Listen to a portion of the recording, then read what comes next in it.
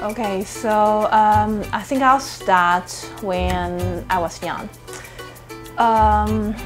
So before, when I was young, I was raised by my grandmom because my mom is a working, I forgot the word, working lady.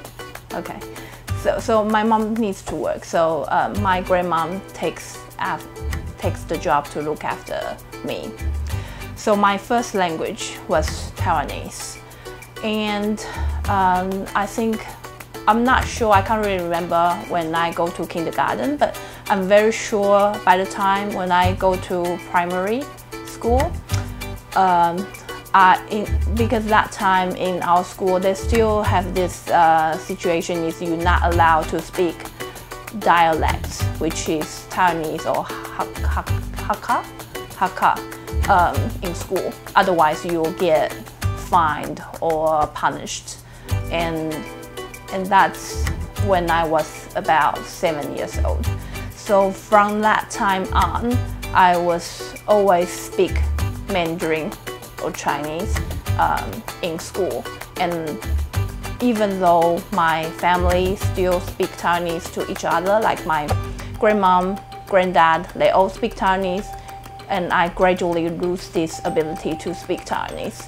I can only speak Mandarin, but I can understand what they're talking about. But the whole time I never think I actually can learn it back.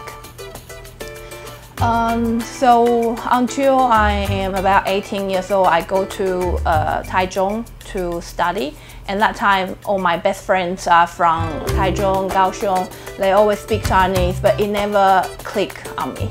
It's always just, okay, I'm not good speaking Taiwanese, and what's the big deal? I come from Taipei, so I don't really need to speak Taiwanese. So it never really comes to me. And it finally comes to me that I need to bring this back to my life is because of my kids.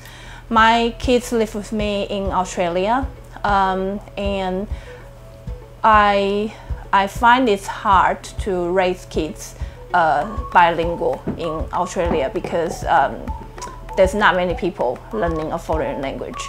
But Mandarin Chinese is my fluent language, so I think it's very important to pass this to my kids. So at home, my husband is Korean, so at home we speak Mandarin Chinese as first language to them, and second in Korean. And then they go to school, they speak English at school. And because past 3-4 years, I've been working on teaching my child to read. And because they can read so many stories in Taiwan, and they start to ask me a lot of things about Taiwan that I found it difficult to explain using Mandarin Chinese. So I start to think, yes, I am Taiwanese, and why it never comes back to me that I need to teach them Taiwanese. So we start to bring in a lot of Taiwanese songs and some just very basic things or cartoon to them.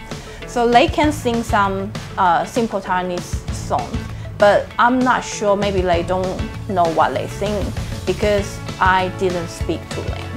I only just give them limited input of Taiwanese. And I found this is really have a big change to me until I attended one of the meeting Taigilo hold. Because in that meeting, I find out actually I can speak Taiwanese. And I don't understand why in the past 30 to 40 years, I thought I can't. So just in 10 days, I sort of forced myself to speak to everyone, even speak to myself in Taiwanese.